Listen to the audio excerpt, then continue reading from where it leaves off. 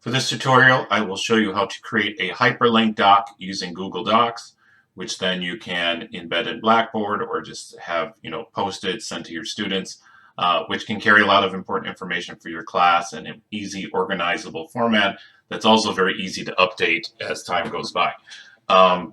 So I'm just going to call this music activities page, just similar to what I would be doing in my own class.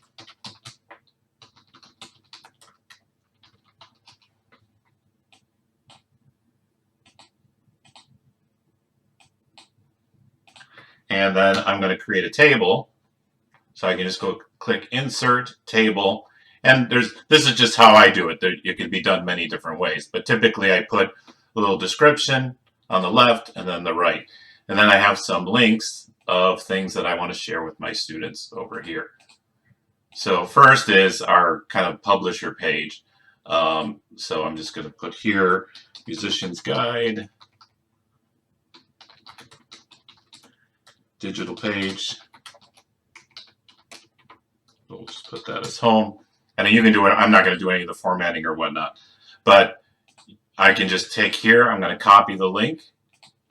And then when I go here, my link, this can kind of be kind of messy where we have that, all the links and whatnot. I like to just give them a name so it's a little bit cleaner. I mean, you can do that and it will work. But I'm just typed it. This is the home page for our digital class. So the shortcut for a link is Control K. So it's Control K on Windows anyway. And then Control V, I'm going to paste the link in there and click Apply. And you'll see it'll change from black text to blue with underline. If I go to click on it, it will then open up that link. And then the next one I have is a first species counterpoint exercise for my students.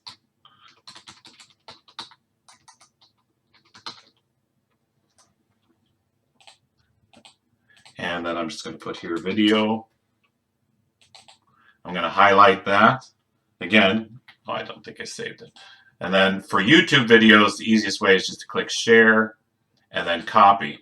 Also, what you can do with YouTube videos, let's say I wanted it to start here on the video, I can click share and then start at 154. So that way if there's an introduction or whatnot that they don't really need to watch, I can be pretty specific with my link where I want, right where I want it to start for them.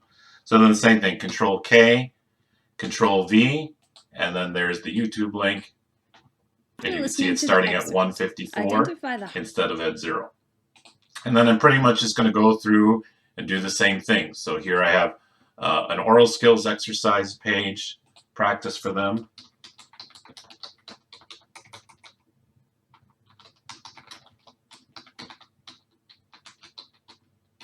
And then I'll just do exercises. You can name this whatever you want. And again, I'm just going to copy the link, Control C, go back to here, Control K, Control V, and it's there. And then I just keep going. I'll just, I'll do one more. For instance, here's some Quizlet flashcards created for this particular chapter the students are working on. So I'm going to put a link to that.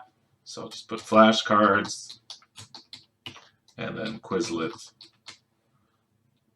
and then highlight, Control K, Control V. And then I can just keep going throughout the semester. And as if I need more space, I can just highlight here, right click, insert 5 rows below. So I can keep going. And I color code it, and you can make different things colors if you want to categorize them and so forth. That's completely up to you. But that's the gist of creating the links themselves. And like I said, this is continually saved. You don't have to worry about saving. And then you can share it with whoever you want across, colleagues and whatnot. And then also the thing that you consider too is that if you give your students sharing access, they can also kind of create their own Google document where they're sharing their own links that they find are useful. So multiple people can be working on a Google Doc at any given time. And you assign that through here by sharing permissions. So if I just want, first I'm going to name it Save Activities page. So right now, it's only people that are listed up here can share it, but I can change it so that anyone with the link can view. That's probably the idea if you're going to post it in Blackboard. So then there's the link and then you would paste it. Or if you want to add specific people, you can do that as well. Or if you want to have colleagues and students share it, you can just put in their email addresses here as well. So those options are up to you, whatever works best for you in your class or colleagues. And then, as I mentioned before in the previous tutorial, I can also just post this as a page within itself in Blackboard, so it doesn't open other well. And then you publish to the web, which is on another tutorial that I've included in the Google Slides. So that's how to create a HyperDoc. Again, I didn't do any of the formatting to make it look, spectacular or anything, but that's the gist of it, and that's the easiest way to get it done. I usually just create a table, description, link, description, link, description, link. So hope that was helpful. Thank you.